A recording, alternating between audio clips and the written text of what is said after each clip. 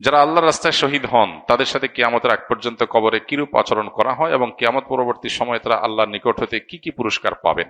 শাহাদাতের তামান্না লালন করা এটা ইমানদারের জন্য অত্যন্ত ফজিলতপূর্ণ একটি আকাঙ্ক্ষা, একটি আমল। যদি কোনো মানুষের শাহাদাতের কোনো স্বপ্ন না থাকে তাহলে তার মৃত্যুটা অনেকটা মুনাফিকের মৃত্যুর মতো। কারণ একজন মানুষ মুখে বলবেন আমি জান্নাত বিশ্বাস করি, আখিরাত বিশ্বাস করি, আল্লাহর সামনে দাঁড়ানো বিশ্বাস করি, তাহলে সে জান্নাতে যাওয়ার জন্য মরিয়া থাকবে না, এটা তো হতে পারে না। শাহাদাত হলো জান্নাত লাভের সবচেয়ে শর্টকাট পথগুলোর একটা, সবচেয়ে সংক্ষিপ্ত পথগুলোর একটা হলো কি শাহাদাত। হ্যাঁ, মানুষের হক নষ্ট করে থাকলে সেটা কিন্তু শাহাদাতেও কুলাবে না, এটা খুব ডেঞ্জারাস। কাউকে অন্যায়ভাবে অনাচার করেছেন, জুলুম করেছেন, হক নষ্ট করেছেন, টাকা মেরে খেয়েছেন, তাহলে এইটার প্রতিকার আপনাকে দুনিয়াতে করতে হবে, তার কাছ থেকে মাপ চাইতে হবে, আদায় করতে হবে। এই ছাড়া আর বাকি সব গুনাহ শাহাদাতের মাধ্যমে আল্লাহ তাআলা মাফ করবেন ইনশাআল্লাহ তাআলা। কোরআনে কারীম আল্লাহ বলেছেন ওয়ালা তাহসাবান্নাল্লাযীনা কুতিলু ফী সাবিলিল্লাহি আমওয়াতা বাল আহইয়াউন ইনদা রাব্বিহিম ইউরযাকুন। শাহাদাতের অন্যতম একটা মর্যাদা হলো শহীদদেরকে আল্লাহ তাআলা বিশেষ জীবন দিয়ে রাখেন। মানুষ মারা যাওয়ার পর কবরে আমাদের কাছে সে মরা লাশ হতে পারে, কিন্তু তার অনুভব করবার মতো শক্তি আল্লাহ দিয়ে তাকে কবরে জান্নাতি হলে জান্নাতের নেয়ামত, জাহান্নামী হলে জাহান্নামের শাস্তি তাকে উপভোগ করান। এটি আহলে সুন্নাত জামাতের আকীদা, কোরআন হাদিসের আলোকে প্রমাণিত বিষয়। কিন্তু যারা শাহাদাত অর্জন করেন, শাহাদাত লাভ করেন, শহীদ হন, আল্লাহ তাআলা তাদেরকে একটা বিশেষ জীবন দেন যেটা অন্য সাধারণ মৃত মানুষরা পায় না। এই জন্য শহীদ বাহ্যিক দৃষ্টিকোণ থেকে, দুনিয়াবী দৃষ্টিকোণ থেকে মারা যায়, প্রকৃত অর্থে সে আসলে মারা যায় না, সে অমর থাকে। এটা হলো একটা ফজিলত। আর তারা আল্লাহর কাছ থেকে রিজিক প্রাপ্ত হয়, স্পেশাল রিজিক, যেটা অন্যরা পায় না। শহীদদের আরেকটা মর্যাদার বিষয় হলো কিয়ামতের ময়দানে শহীদরা যারা যে অবস্থায় শহীদ হয়েছেন ওই অবস্থা তার শরীরে সে রক্ত নিয়ে, সে শাহাদাতের লেবাস নিয়ে সে অবস্থায় সে উঠবে, সবাই দেখলে বুঝবে এই লোক মহান শহীদ, মর্যাদাবান আল্লাহর কাছে, এবং অন্যদের কাছে তার মর্যাদা ফুটে উঠবে, প্রমাণিত হবে। আল্লাহ কোরআনে কারিমে বলেছেন ইন্নাল্লাহা আশতারা মিনাল মুমিনিনা আনফুসাহুম ওয়া আমওয়ালাহুম বিআন্না লাহুমুল জান্নাহ। কেউ যদি তার জীবন সম্পদ সব আল্লাহর রাহে কোরবান করে দেয় তাহলে তার বিনিময় হলো শুধু জান্নাত, তার বিনিময় শুধু কি জান্নাত। শহীদের আরেকটা বড় মর্যাদার বিষয় হলো আল্লাহ তাআলা কোরআনে কারিমে আল্লাহর নেয়ামত প্রাপ্ত মানুষের যে তালিকা উল্লেখ করেছেন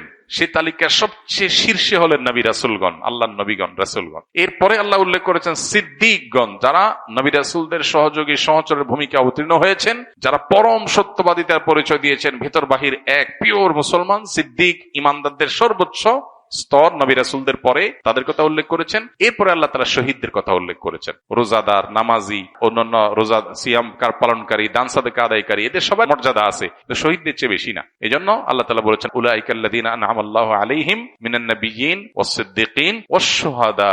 এরপরে বলেছেন ওয়াস সালিহিন। আল্লাহ এখানে কয়েকটা ক্যাটাগরির কথা উল্লেখ করেছেন, চারটা ক্যাটাগরি। এক, নবী রাসূলগণ যাদেরকে আল্লাহ নেয়ামত দিয়েছেন, আল্লাহ নেয়ামত পেয়ে গেছে এবং পাবে নিশ্চিত, এক হলো নবী রাসূলগণ। দুই হলো সিদ্দিকগণ, আপার ক্লাসের ইমানদারগণ।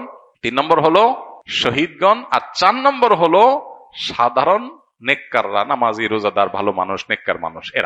এরা পরে, তাদের আগে হলো শহীদদের মর্যাদা। এটা হলো শাহাদাতের আরেকটা ফজিলত এবং শহীদদের আরেকটা মর্যাদা।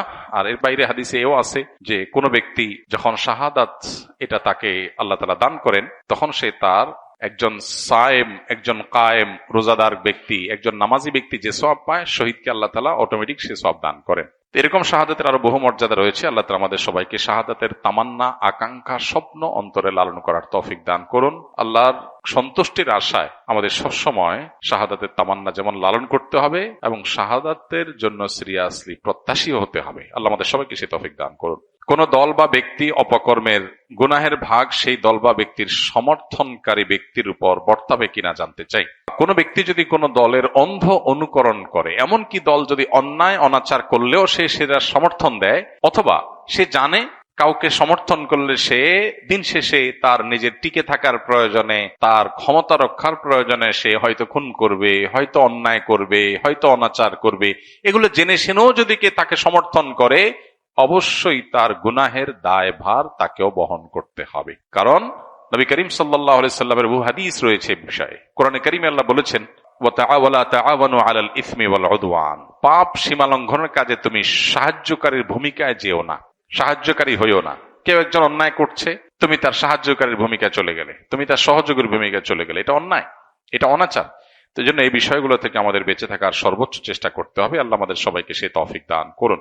আমি হয়তো মনে করছি আমি একটা দলকে সাপোর্ট করলাম বা একজন ব্যক্তিকে, একজন নেতাকে সাপোর্ট করলাম, এতে কি আর হবে? অথচ এর মাধ্যমে যত খুন, যত অন্যায়, যত অনাচার, যত মানুষের অধিকার লঙ্ঘন হবে, যত মাস্তানি হবে, এমনকি ইসলাম বিরোধী কাজ যদি হয়, দেশ বিরোধী কাজ যদি হয়, তিনি যদি দুর্নীতি করেন, তিনি যদি চুরি ডাকাতি করেন, তিনি যদি অন্যায় করেন, চাঁদাবাজি করেন, যাই কিছু করেন অপকর্ম, এর দায়ভার আমার কাছে কম বেশি আসবে, আমাকে নিতে হবে, কারণ আমি তাকে সাহায্য করেছি এই কাজগুলো করার ক্ষেত্রে। অত্যন্ত দায়িত্বশীলতার ব্যাপার এটা। এজন্য দেশ, দেশের মানুষের স্বার্থ, মুসলিম উম্মাহ এবং মিল্লাতের স্বার্থ, এটা মাথায় রেখে প্রত্যেকটা পদক্ষেপ আমাদের নেয়ার চেষ্টা করতে হবে। আমাদের নেতৃবৃন্দকেও আমরা দোয়া করি আল্লাহ তাআলা তাদেরকে আমাদের দেশের কল্যাণে, মানুষের কল্যাণে, মুসলিম উম্মাহর কল্যাণে কাজ করার তৌফিক দান করুন। মানুষের চাহিদা, মানুষের চাওয়া, পালস বুঝে যেন তারা চলতে পারেন। তারা যেন ভিনদেশীদের চেহারার দিকে তাকায় না চলতে হয়। তারা যেন মানুষের চাওয়া অনুযায়ী বা মানুষের মনের যে আকাঙ্ক্ষা, ধর্মপ্রাণ মানুষের মনের আকাঙ্ক্ষাকে যেন তারা বাস্তবায়ন করতে পারে। আল্লাহ তাদেরকে সেই তৌফিক দান করুন।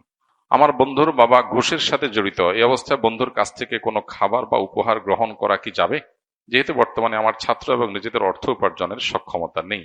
আমরা ছাত্র এবং নিজেদের অর্থ উপার্জনের কোনো সক্ষমতা নেই। কারোর যদি উপার্জনের মধ্যে হালাল হারাম মিশ্র থাকে, তাহলে সেক্ষেত্রে এইরকম ব্যক্তির উপার্জন থেকে হাদিয়া তোফা দিলে সেটা গ্রহণ করা হারাম হয় না মৌলিকভাবে, কারণ হালালও আছে, হারামও আছে। আপনি যদি জানেন যে হারামটা থেকেই শুধু দিয়েছেন, ফিক্সড হারামটাই কামাই করে এনে দিয়েছেন, তাহলে সেটা আপনার জন্য খাওয়া যায় না। কিন্তু যদি সেটা না হয়, তাহলে হালাল হারাম মিশ্র হয়ে গেলে, হালাল যেহেতু আছে অতএব নিশ্চিত হারাম না, এটা আপনি খেলে সেটিকে হারাম বলা যাবে না। তবে ইমানদার সন্দেহ শুবহাতের ঊর্ধ্বে ওঠার চেষ্টা করতে হবে। অতএব ইমানের দাবি হবে এটাকে স্যাক্রিফাইস করা, যে আমি এটা গ্রহণ করলাম না। ছাত্র মানুষ আমরা বেশিরভাগ নিড, যেগুলোকে নিড মনে করি, এগুলো আসলে নিড না। এগুলো চাইলেও আমরা এগুলো ছাড়া চলতে পারি।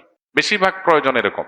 সাহাবা ইকরামের জিন্দেগি দেখেন, একটা বা দুইটা খেজুর খেয়েছেন, বাস এক বেলা ডিনার বা লাঞ্চ হয়ে গেছে। জীবন কত ইজি ছিল। আমরা জীবনটা কেমন কঠিন বানায় ফেলছি। আজকের পৃথিবী, বস্তুবাদের দুনিয়া এমন ভাবে কঠিন বানিয়ে ফেলেছে, বাঁচতে হলে লাখ লাখ টাকা লাগবে, হাজার হাজার টাকা ছাড়া বাঁচতে পারবো না। এটা মানসিকতার ব্যাপার। আমি যদি চিন্তা করি আমি খুব অল্পতে আমি সুখে থাকবো, আমার জন্য সেটা এনাফ হয়ে যাবে। এই মানসিকতা যদি আমরা লালন করি, তাহলে আমরা কেউ আসলে অভাবী না। প্রত্যেকটা মানুষেরই কম বেশি চলার, জীবন বাঁচানোর ব্যবস্থা আলহামদুলিল্লাহ আছে। সাহাবা ইকরাম তো পেটে পাথর বাঁধা লাগছে, আমাদের তো সেই অবস্থা বেশিরভাগ মানুষের হচ্ছে না। সব মানসিকতার পরিবর্তন করলে আমাদের